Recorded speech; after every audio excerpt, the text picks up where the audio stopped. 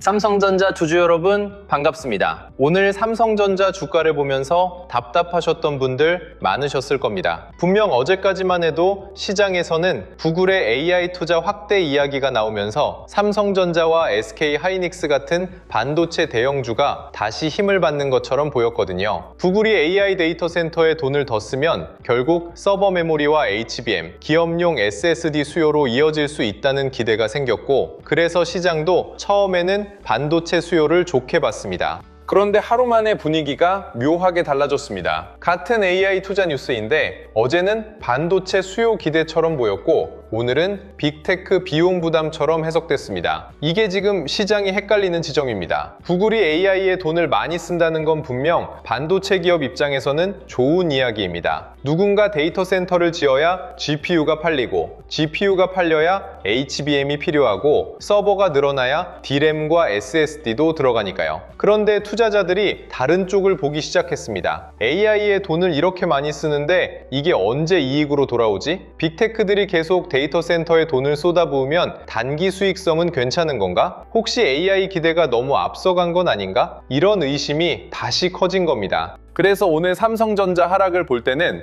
삼성전자만의 개별 악재가 터졌다고 보기보다는 글로벌 시장에서 AI 투자에 대한 해석이 하루 만에 바뀐 걸 봐야 합니다. 어제는 AI 투자 확대니까 반도체 수요 좋다였고요. 오늘은 AI 투자 확대는 좋은데 비용이 너무 커지는 거 아니냐가 된 겁니다. 이 차이가 삼성전자 주가를 눌렀습니다. 오늘은 이 흐름을 차분하게 풀어보겠습니다. 왜 삼성전자 주가가 눌렸는지, 이게 단순한 악재인지 아니면 시장이 AI 투자에 대해 다시 계산기를 두드리는 과정인지, 그리고 삼성전자 주주분들은 여기서 무엇을 확인해야 하는지 말씀드리겠습니다. 먼저 가장 큰 이유는 미국 기술주 조정입니다. 삼성전자는 한국 주식이지만 이제 한국 뉴스만 보고 움직이는 종목이 아닙니다. 특히 AI 반도체 기대가 붙어있는 구간에서는 미국 기술주 분위기에 굉장히 민감하게 반응합니다. 미국에서 나스닥이 흔들리고 빅테크가 빠지고 반도체주가 조정받으면 그 여파가 다음날 한국 시장으로 넘어옵니다. 삼성전자와 SK하이닉스가 바로 그 영향을 받는 대표 종목입니다. 이번에 시장이 민감하게 본 건 알파벳과 테슬라였습니다. 알파벳은 구글 클라우드 성장도 좋았고 AI 투자도 더 확대하겠다고 했습니다. 겉으로 보면 반도체에는 좋은 이야기입니다. 그런데 미국 투자자들은 그걸 마냥 좋게만 보지 않았습니다. AI에 들어가는 돈이 너무 커지고 있다는 점을 걱정하기 시작했습니다. 쉽게 말하면 이런 겁니다. 구글이 데이터 센터에 돈을 더 쓰면 삼성전자나 SK하이닉스 입장에서는 수요가 생기는 겁니다. 그런데 구글 주주 입장에서는 비용이 늘어나는 겁니다. 같은 뉴스인데 보는 입장이 다르면 해석이 완전히 달라집니다. 반도체 기업에는 매출의 출발점이고 빅테크에는 이익을 깎을 수 있는 부담입니다. 어제 시장은 전자를 받고 오늘 시장은 후자를 받습니다. 그래서 삼성전자 주가가 흔들린 겁니다. 테슬라도 비슷한 분위기를 만들었습니다. 테슬라가 직접 삼성전자 메모리를 얼마나 쓰느냐보다 더 중요한 건 테슬라 역시 AI와 자율주행, 로봇 투자 비용에 대한 부담을 시장에 다시 떠올리게 했다는 점입니다. 요즘 미국 시장은 AI라는 단어만 나오면 무조건 환호하지 않습니다. 이제는 묻습니다. 돈을 얼마나 쓰는데, 그 돈을 써서 언제 벌어오는데, 투자가 너무 커지면 이익률은 괜찮은데, 이 질문이 나오기 시작하면 기술주는 흔들리고 기술주가 흔들리면 반도체도 같이 눌릴 수밖에 없습니다. 삼성전자도 여기서 자유롭지 않습니다. 두 번째 이유는 AI 투자에 대한 기대와 부담이 동시에 커졌다는 겁니다. 이 부분이 오늘 시장의 핵심입니다. AI 데이터 센터 투자는 삼성전자에게 분명 좋은 방향입니다. 서버가 늘어나면 메모리 수요가 늘고 데이터가 쌓이면 기업용 SSD 수요도 커질 수 있습니다. HBM뿐 아니라 서버 D램, 낸드, SSD까지 같이 봐야 하는 이유도 여기에 있습니다. 그런데 투자자들은 늘 한쪽만 보지 않습니다. 좋은 점이 있으면 그 뒤에 있는 부담도 같이 봅니다. AI 데이터 센터 투자가 커진다는 건 반도체 수요에는 좋지만 동시에 빅테크의 현금 흐름에는 부담이 될 수 있습니다. 구글, 마이크로소프트, 메타, 아마존 같은 기업들이 AI 경쟁에서 밀리지 않기 위해 계속 돈을 써야 한다면 시장은 그 돈이 실제 매출과 이익으로 돌아오는 속도를 확인하려고 합니다. 만약 투자 속도는 빠른데 이익 회수는 느리다고 느끼면 시장은 바로 의심합니다. AI 장비는 계속 사는데 이걸로 돈은 제대로 벌고 있나? 데이터 센터 투자가 너무 과열된 건 아닌가? 반도체 수요 기대도 혹시 너무 앞서간 건 아닌가? 이렇게 되는 거죠. 그래서 오늘 삼성전자 하락은 구글 AI 투자 확대가 나쁜 뉴스라서 빠진 게 아닙니다. 좋은 뉴스인데도 시장이 비용을 먼저 보기 시작했기 때문에 눌린 겁니다. 이 차이를 이해하셔야 합니다. 구글이 돈을 안 쓰겠다고 해서 빠진 게 아닙니다. 오히려 돈을 너무 많이 쓰겠다고 하니까 시장이 그 지속성을 걱정하기 시작한 겁니다. 삼성전자 입장에서는 빅테크의 AI 투자가 계속돼야 수요가 이어질 수 있습니다. 하지만 빅테크 주가가 AI 비용 부담으로 흔들리면 반도체 투자 심리도 같이 흔들립니다. 그래서 오늘처럼 삼성전자 개별 뉴스가 없어도 주가가 빠질 수 있습니다. 세 번째는 반도체 차익 실현 심리입니다. 최근 시장은 AI 반도체에 대한 기대가 워낙 컸습니다. 엔비디아, TSMC, SK하이닉스, 삼성전자, 장비주, 전력기기까지 AI라는 이름으로 돈이 많이 움직였습니다. 이렇게 기대가 커진 상태에서는 작은 불안에도 차익 실현이 나올 수 있습니다. 특히 삼성전자처럼 거래 대금이 크고 외국인 비중이 중요한 종목은 글로벌 자금이 조금만 태도를 바꿔도 주가가 크게 흔들릴 수 있습니다. 반도체 주식은 늘 이런 식으로 움직입니다. 좋을 때는 수요 기대를 먼저 반영하고 불안할 때는 피크아웃 걱정을 먼저 반영합니다. 아직 실적이 완전히 무너진 것도 아닌데 주가가 먼저 빠지고 아직 수요가 완전히 꺾인 것도 아닌데 시장은 먼저 의심합니다. 왜냐하면 반도체는 사이클 업종이기 때문입니다. 투자자들은 항상 묻습니다. 지금이 좋아지는 초입인가? 아니면 이미 많이 반영된 뒤인가? 수요가 계속 강한가? 가격 상승이 이어질 수 있나? 삼성전자 하락도 이 질문과 연결됩니다. AI 데이터 센터 수요는 여전히 좋아 보이지만 시장은 이제 단순히 AI니까 좋다로 끝내지 않습니다.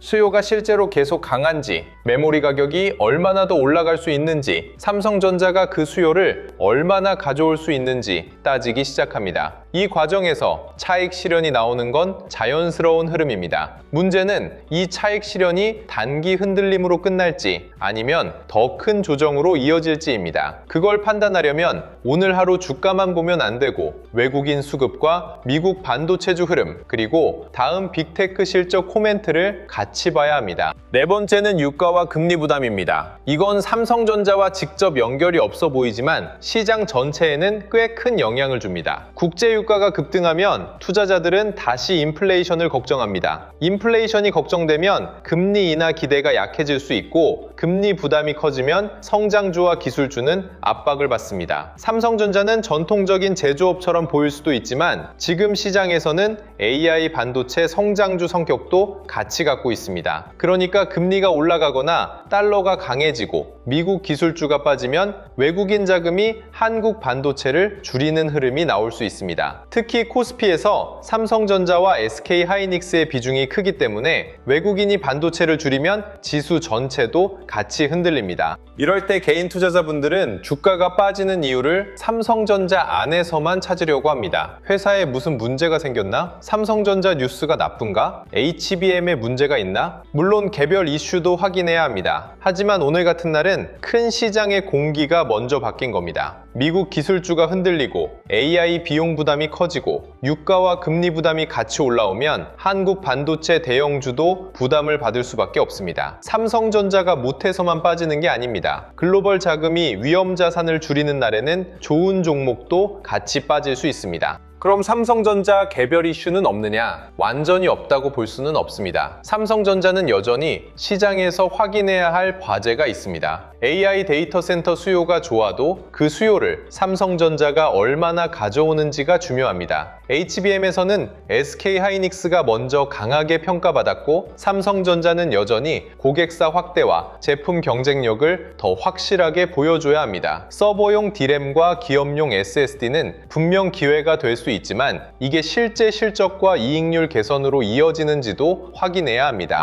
파운드리도 마찬가지입니다. TSMC와의 격차를 줄일 수 있는지, 첨단 공정에서 고객을 확보할 수 있는지 시장은 계속 묻고 있습니다. 그래서 삼성전자 주가가 빠질 때는 글로벌 이유와 개별 과제를 같이 봐야 합니다. 글로벌 이유는 미국 기술주 조정과 AI 비용 부담입니다. 개별 과제는 삼성전자가 AI 수요를 실제 숫자로 증명해야 한다는 점입니다. 이 두 가지가 겹치면 주가는 눌릴 수 있습니다. 다만 이걸 너무 단순하게 끝났다로 볼 필요도 없습니다. 삼성전자에게 필요한 건 반등구호가 아니라 확인입니다. AI 수요가 정말 이어지는지, 서버 메모리와 SSD 수요가 좋아지는지, 삼성전자가 고부가 제품에서 점유율과 수익성을 회복하는지, 외국인이 이 흐름을 다시 사는지 이걸 하나씩 봐야 합니다. 오늘 하락을 보면서 가장 조심해야 할 건 감정적으로 해석하는 겁니다. 주가가 빠지면 투자자는 바로 불안해집니다. 또 밀리는 거 아닌가? 역시 삼성전자는 안 되는 건가? 어제 오른 게 다 거짓말이었나? 이런 생각이 들 수 있습니다. 하지만 시장은 하루 만에 모든 결론을 내리지 않습니다. 어제는 AI 수요 기대를 받고 오늘은 AI 비용 부담을 받습니다. 둘 다 맞는 이야기입니다. 구글이 AI에 돈을 더 쓰면 반도체 수요에는 긍정입니다. 동시에 그 돈이 너무 커지면 빅테크 주주들은 수익성을 걱정합니다. 이 두 해석이 시장 안에서 계속 충돌하는 겁니다. 그래서 삼성전자 주주분들은 오늘 하락을 보면서 이렇게 정리하시면 됩니다. AI 투자가 끝난 게 아니라 시장이 AI 투자의 비용과 수익을 다시 따지기 시작했다. 이게 더 정확합니다. AI 데이터 센터 투자가 계속된다면 삼성전자에게 기회는 남아 있습니다. 하지만 시장은 이제 예전처럼 AI라는 단어 하나만으로 주가를 올려주지 않습니다. 얼마나 벌 수 있는지, 얼마나 수익성이 좋아지는지, 그 수요를 누가 가져가는지까지 보려고 합니다. 그래서 삼성전자도 이제 말이 아니라 숫자가 필요합니다. 기대가 아니라 실적이 필요하고요. 가능성이 아니라 확인이 필요합니다. 앞으로 봐야 할 기준도 분명합니다. 첫 번째는 미국 빅테크의 AI 투자 코멘트입니다. 구글만 보는 게 아니라 마이크로소프트, 메타, 아마존까지 같이 봐야 합니다. 이 기업들이 AI 데이터 센터 투자를 계속 강하게 말하면 반도체 수요 기대는 쉽게 꺼지지 않습니다. 반대로 투자 속도를 조절하겠다는 말이 나오면 시장은 다시 흔들릴 수 있습니다. 두 번째는 미국 반도체주 흐름입니다. 엔비디아, 마이크론,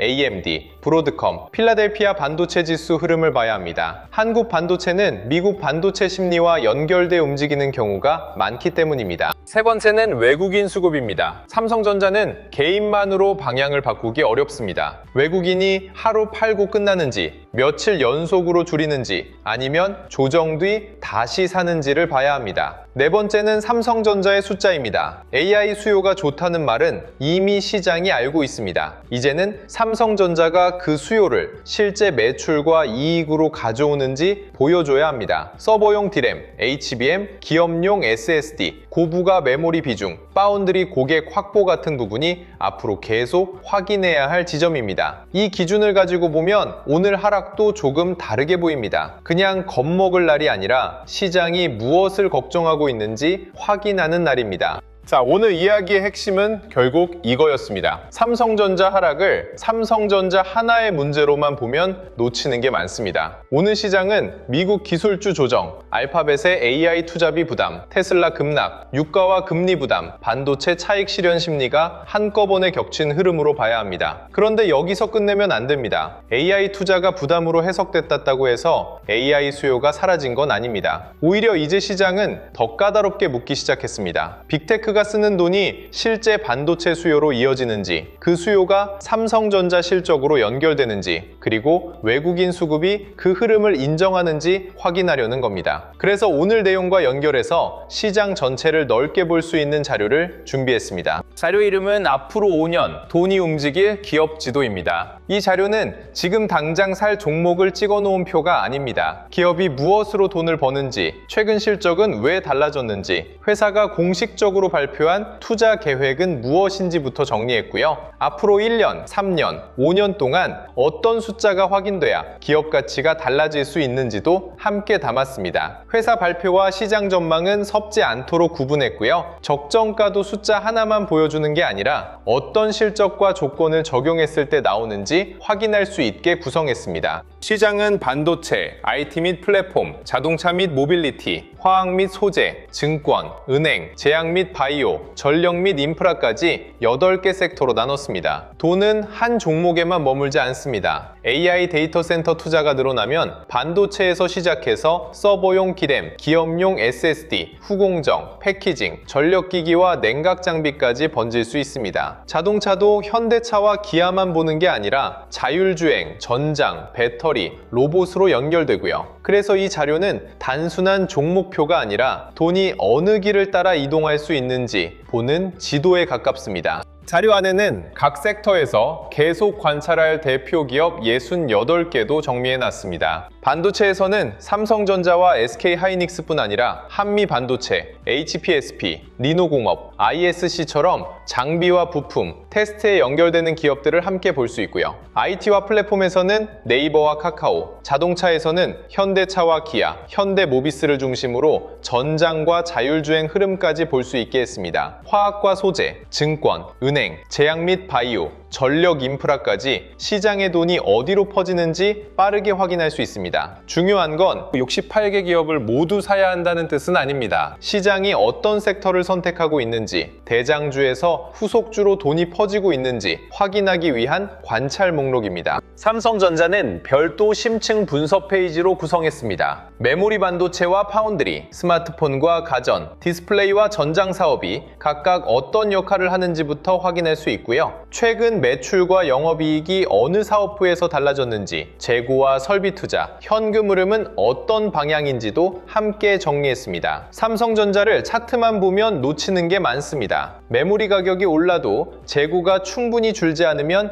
이익 회복이 늦어질 수 있고요. 매출이 늘어도 고부가 메모리나 첨단 파운드리에서 수익성이 따라오지 못하면 시장이 기대한 만큼 평가받기 어렵습니다. 그래서 1년 안에는 고부가 제품 확대와 고객사 변화, 수율과 재고 흐름을 보고요. 3년 구간에서는 설비 투자가 실제 매출과 이익으로 돌아오는지, 파운드리 고객과 점유율이 늘어나는지를 확인해야 합니다. 5년 구간에서는 반도체뿐 아니라 전장, 로봇, AI 기기와 데이터 센터 관련 사업이 새로운 이익축이 되는지까지 봐야 합니다. 삼성전자 외에도 네이버, 현대차, LG화학, 미래에셋증권, KB금융, 삼성바이오로직스처럼 각 업종 대표 기업을 같은 방식으로 정리했습니다. 사업 구조와 최근 실적, 경쟁력과 공식 투자 계획을 먼저 보고요. 1년, 3년, 5년 뒤 어떤 숫자가 확인돼야 하는지도 함께 볼 수 있습니다. 기업마다 돈을 버는 방식이 다르기 때문에 모든 기업에 같은 기준을 적용하면 안 됩니다. 네이버는 AI 투자가 검색과 광고, 커머스 매출로 연결되는지 봐야 하고요. 현대차는 하이브리드와 전기차, 소프트웨어 중심 차량과 로봇 사업이 성장축이 되는지 확인해야 합니다. 금융회사는 이자 이익만 보는 게 아니라 자사주 매입과 소각 같은 주주 환원까지 봐야 하고, 제약 및 바이오는 생산 능력과 신규 수주,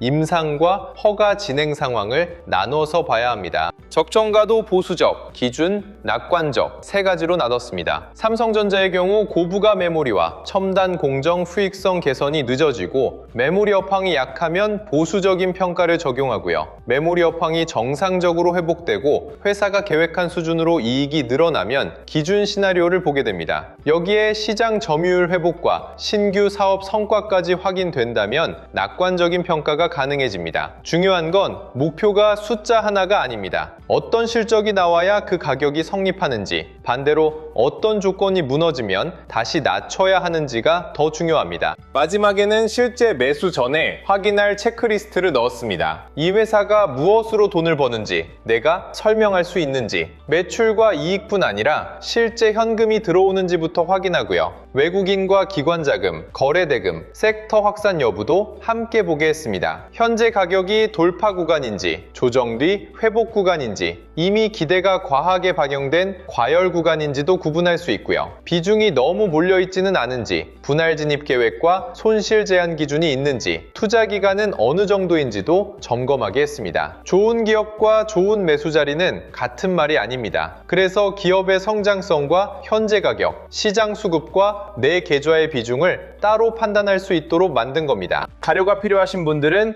영상 아래 더보기란에 있는 파란색 링크를 눌러 신청해 주시면 됩니다. 그리고 채널 구독과 좋아요를 눌러주시고요. 댓글에는 확인할 수 있도록 구독 완료라고 4글자만 남겨주세요. 신청해 주신 분들에 한해서 확인되는 순서대로 자료를 보내드리겠습니다. 이 자료는 지금 당장 사야 할 종목을 찍어 놓은 표가 아닙니다. 앞으로 5년 동안 돈이 어느 산업으로 움직일지, 그리고 그 과정에서 어떤 기업의 실적과 계획을 확인해야 할지를 미리 펼쳐놓고 보는 지도입니다. 마지막으로 오늘 이야기 정리해 보겠습니다. 오늘 삼성전자 하락은 삼성전자에 갑자기 큰 문제가 생겨서만 빠진 흐름으로 보기는 어렵습니다. 미국 기술주 조정, 알파벳의 AI 투자비 부담, 테슬라 급락, 유가와 금리 부담, 반도체 차익 실현 심리가 함께 작용한 시장 흐름으로 보는 게 더 자연스럽습니다. 다만 이것도 너무 부정적으로만 볼 필요는 없습니다. AI 투자가 끝났다는 뜻이 아니라 이제 시장이 AI 투자에 대해 더 까다롭게 묻기 시작했다는 뜻입니다. 돈은 계속 들어가는데 그 돈이 언제 이익으로 돌아오는지, 반도체 수요가 실제 실적으로 이어지는지, 삼성전자가 그 흐름을 얼마나 가져오는지를 확인하려는 구간에 들어온 겁니다. 그래서 삼성전자 주주분들은 오늘 하락을 보고 감정적으로 흔들리기보다 미국 빅테크의 AI 투자 코멘트와 외국인 수급, 삼성전자의 고부가 반도체 실적을 같이 보셔야 합니다. 삼성전자는 하루 주가로 끝나는 기업이 아닙니다. 하지만 시장이 의심을 시작했을 때는 그 의심을 숫자로 풀어줘야 다시 강하게 움직일 수 있습니다. 다음 영상에서는 더 좋은 소식으로 찾아뵙겠습니다. 오늘도 시청해주셔서 감사합니다.